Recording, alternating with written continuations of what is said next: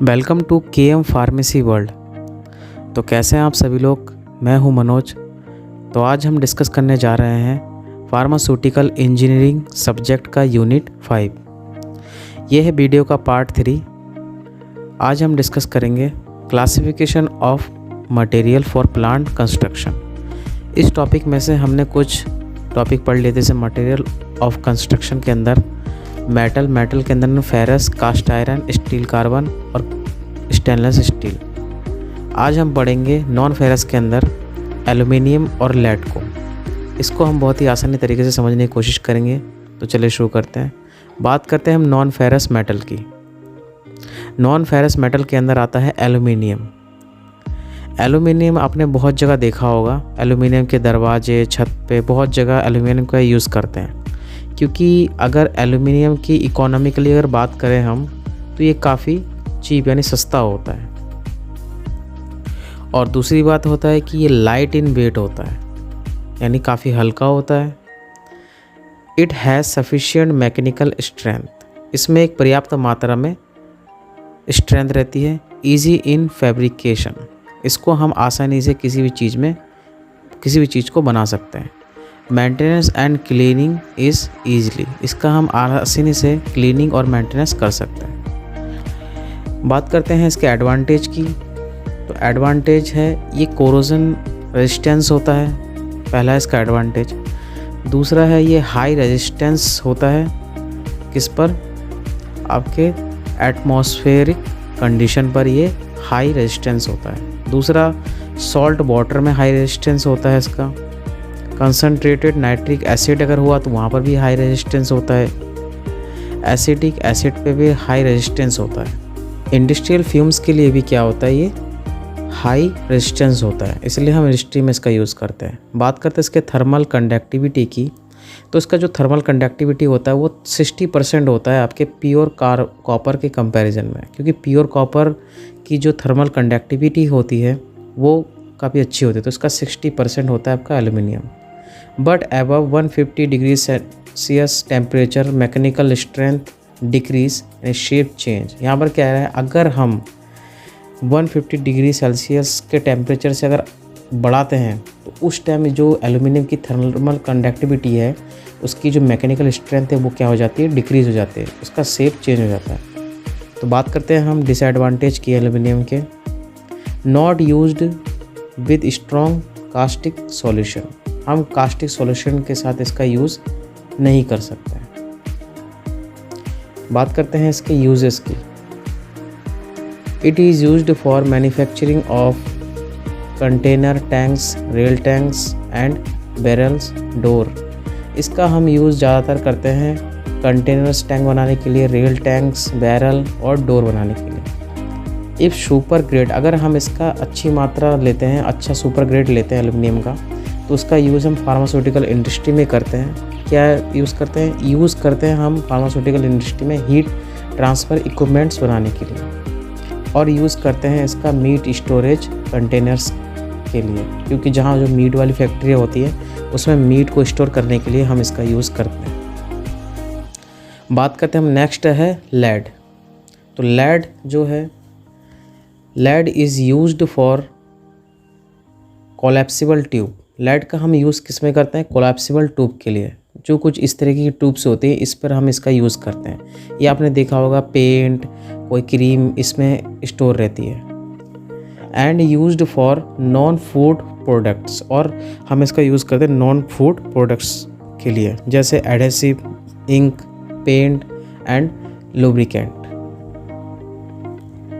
इन सब के लिए हम इसका यूज़ करते हैं, क्योंकि it is produce large amount of toxicity.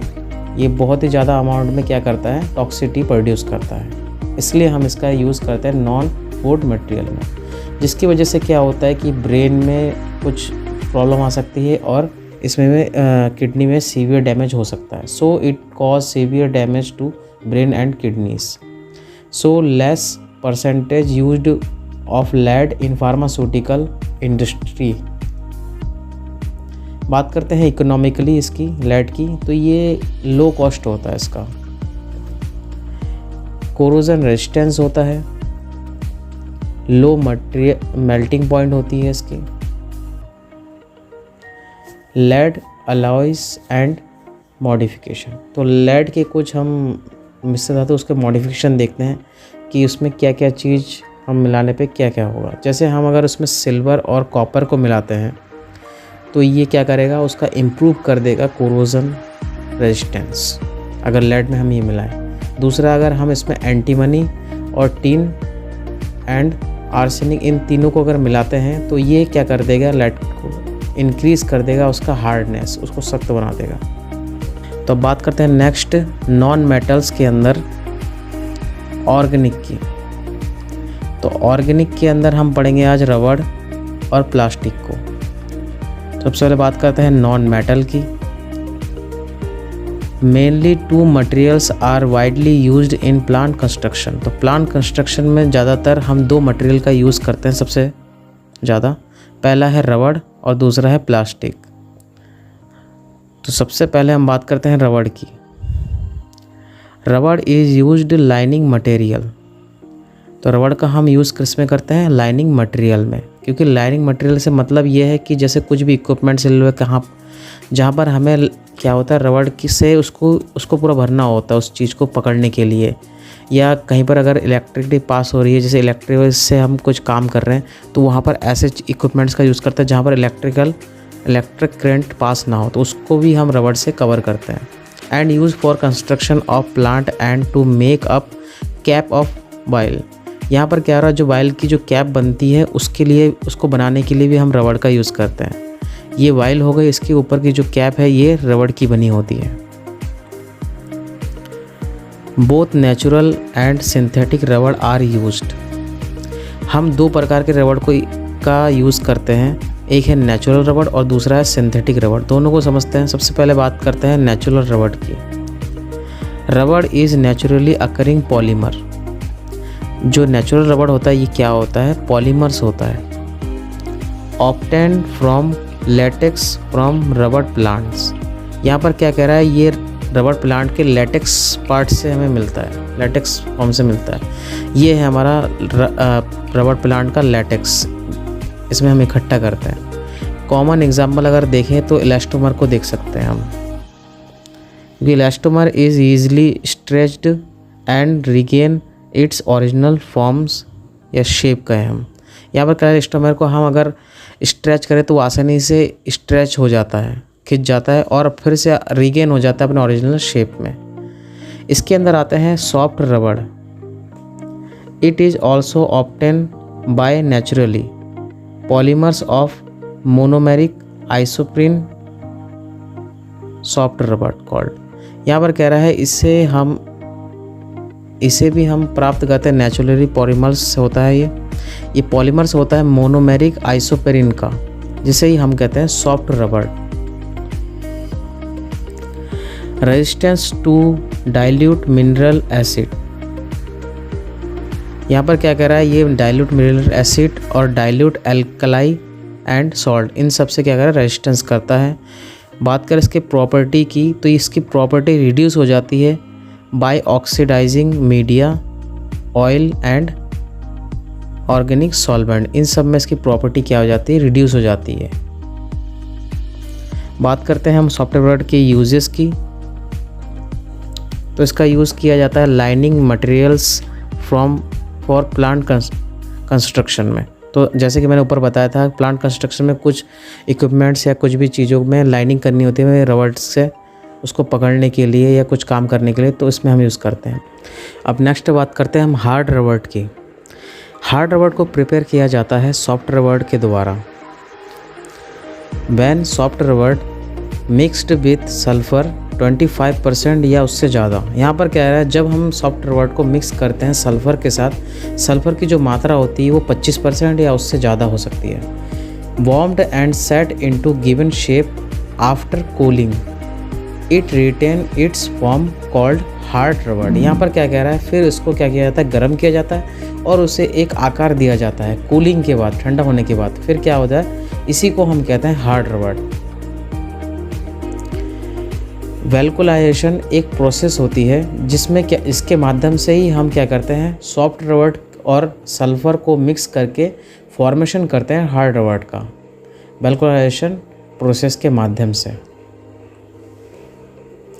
बात करते हैं हार्ड रबड़ के यूजेस की। तो हार्ड रबड़ का जो यूज़ होता है ये gloves, bands, tube and stoppers, इन सब को बनाने के लिए हम हार्ड रबड़ का यूज़ करते हैं। अब हमारा नेक्स्ट है सिंथेटिक रबड़। नेचुरल रबड़ हमने ख़त्म कर दिया, अब है सिंथेटिक रबड़। सिंथेटिक जो रबड़ है are more resistance to oxidation, solvent, oils and other chemical. तो जो सिंथेटिक रबड़ होता है ये मोर रेजिस्टेंस होता है ऑक्सीडेशन, सॉल्वेंट, ऑयल्स और अदर कोई भी केमिकल हो सकते हैं उनके लिए। बात करते हैं हम सिंथेटिक रबड़ के वैरायटीज़ की। तो इसके पहला वैरायटीज़ देखते हैं। पहला है आपका न्यूप्रीन। न्यूप्रीन जिसको हम कहते हैं पॉलीक्लोरोप्रीन, ये कुछ इस जो ये बने होते हैं ये आपके न्यूप्रीन के बने होते हैं। स्टेबल एट हाई टेम्परेचर, ये हाई टेम्परेचर में स्टेबल रहते हैं। बात करते हैं न्यूप्रीन के यूजेस की। तो ये क्या होता है, insulating material in electrical cable, conveyor belt in coil mines. तो कॉयल माइंस, कन्वेयर बेल्ट और इलेक्ट्रिकल ये केबल के लिए हम इसका यूज़ किया जाता है। बाकी rubber stopper, cap lining, dropper assembles for eye drop, इन सब को बनाने के लिए इसका यूज़ किया जाता है। नेक्स्ट बात करते हैं हम हार्ड रबड़ सिंथेटिक रबड़ के नाइट्रियल रबड़ की। तो नाइट्रियल रबड़ resistance to oil and solvent. तो ये ऑयल और सॉल्वेंट से क्या करता है, रेजिस्टेंस करता है। बात करते हैं हम यूजेस की नाइट्रियल रबड़ के। तो इसका यूज़ किया जाता है स्टॉपर्स बनाने के लिए, dropper assembles of I drop बनाने के लिए। ये कुछ इस तरीके का होता है ड्रॉपर असेंबल आई ड्रॉप। तो ये ऊपर के जो बने हैं ये क्या होते हैं, रबड़ के बने होते हैं जो ड्रॉप गिरता है जिससे। बात करते हैं ब्यूटाइल रबड़ की, थर्ड। तो ये resistance to mineral acid and alkalis and concentrated acid, इन सब से क्या करता है, ये रेजिस्टेंस करता है। मिनरल एसिड, एल्कलाइज और कंसनट्रेटेड एसिड जो होते हैं। इसके जो यूज़ देखते हैं ब्यूटाइल रबड़ के, closure of freeze dried product. यहाँ पर इसका यूज़ किया जाता है closure of freeze dried product बनाने के लिए, क्योंकि due to low water vapours permeability, इसकी जो परमेबिलिटी होती है वो क्या होती है, वाटर वेपर की वो लो होती है काफ़ी। फोर्थ बात करते हैं हम सिलिकॉन रबड़ की। तो सिलिकॉन रबड़ कुछ इस तरीके का होता है। ये resistance to high and low temperature, ये रेजिस्टेंस रहता है हाई और लो टेम्परेचर में। एलिफेटिक जो भी सॉल्वेंट होता है उससे भी ये रेजिस्टेंस करता है। एंड ऑयल एंड ग्रीस जो होते हैं इनसे भी क्या करता है, ये रेजिस्टेंस करता है सिलिकॉन रबड़। अब लास्ट देखते हैं हम सिंथेटिक रबड़ का वैराइटीज़। पॉली आइसोप्रीन, ये भी सेम उसी तरीके का है। इसका ये क्या होता है, हाई टेम्परेचर में स्टेबल रहता है और फ्लेक्सिबल रहता है। बाकी इसका जो यूज़ है सब सेम ही है। अब नेक्स्ट बात करते हैं हम प्लास्टिक के। तो plastic is widely used for pharmaceutical industry. तो प्लास्टिक का हम सबसे ज़्यादातर कहाँ यूज़ करते हैं, फार्मास्यूटिकल इंडस्ट्री में। हल्का होता है, पैकेजिंग के लिए हम ज़्यादातर इसी का यूज़ करते हैं। तो plastic are high molecular weight, इसका जो मोलिकुलर वेट होता है वो हाई होता है। Due to light in weight so easy to transport. तो यहाँ पर क्या है, लाइट इन वेट होने के कारण इसका जो ट्रांसपोर्टेशन है वो हम आसानी से कर सकते हैं। बात करते हैं इसके एडवांटेज की। एडवांटेज को आप ध्यान से देखिएगा, बहुत ही सरल है। इसी से पूरा प्लास्टिक की कहानी हमें समझ में आ जाएगी। सबसे पहला है, इसे हम आसानी से क्या कर सकते हैं, मोल्डेड कर सकते हैं किसी भी शेप में। दूसरा है, इसका जो वेट होता है जैसे कि मैंने ऊपर बताया था, हल्का होता है। एंड इसे हम ट्रांसपोर्ट इसी वजह से हम आसानी से इसका ट्रांसपोर्टेशन कर सकते हैं। मोस्टली इसका यूज़ किया जाता है किसमें, पैकेजिंग के लिए। बात करें इसके अगर इकोनॉमिकली, तो ये इकोनॉमिकली हिसाब से भी क्या होता है, सस्ता होता है। रेजिस्टेंस टू इन्वायरमेंटल फैक्टर, जो इन्वायरमेंटल फैक्टर होता है उससे भी क्या करता है, ये हमारा प्लास्टिक रेजिस्टेंस करता है। Resistance to weak mineral acid, जो वीक मिनरल एसिड है इससे भी क्या होता है, रेजिस्टेंस होता है। Plastic container are used for storing inorganic salt and weak mineral acid. तो इसका कंटेनर की तरह यूज़ होता है स्टोरिंग करने के लिए। Low thermal and electrical resistance होता है ये। Unaffected by inorganic salt and change pH, यानी पीएच के चेंज और इनऑर्गेनिक सॉल्ट में भी क्या होता है, कोई भी इफेक्ट नहीं करता है। बात करते हैं इसके डिसएडवांटेज की। तो इसका डिसएडवांटेज क्या है, लो मैकेनिकल स्ट्रेंथ, ये बहुत ही जल्दी टूट सकता है। हल्का होता है तो बहुत ही जल्दी क्या हो सकता है, टूट सकता है। हाई एक्सपेंशन रेट होती है इसकी, मतलब जल्दी से अपना शेप क्या करेगा, चेंज कर देगा, यानी हाई टेम्परेचर में क्या होगा, इसका शेप क्या होगा, चेंज हो जाएगा। अब देख लेते हैं थोड़ा प्लास्टिक के टाइप जो हम फार्मास्यूटिकल इंडस्ट्री में यूज़ करते हैं, और भी जगह यूज़ करते हैं। सबसे पहला है थर्मोसेटिंग प्लास्टिक। तो थर्मोसेटिंग प्लास्टिक कुछ इस तरीके के होते हैं, ये आपने देखा भी होगा, आपके घर में कुकर उकर में भी लगे होते हैं हैंडल जैसे। They can not remoulded, they are permanently shaped. यहाँ पर सिंपल सा मतलब क्या है, इसे हम दोबारा उसका आकार नहीं दे सकते, रिमोल्डेड नहीं कर सकते। ये परमानेंटली एक शेप में जब हो जाता है तो वही शेप बन जाता है। रिजिड स्ट्रक्चर होता है, सख्त structure, no change their shaped when pressure and heat is applied. हम ये रिजिड स्ट्रक्चर होता है, हम इसके शेप को चेंज नहीं कर सकते प्रेशर और हीट अप्लाई करके भी।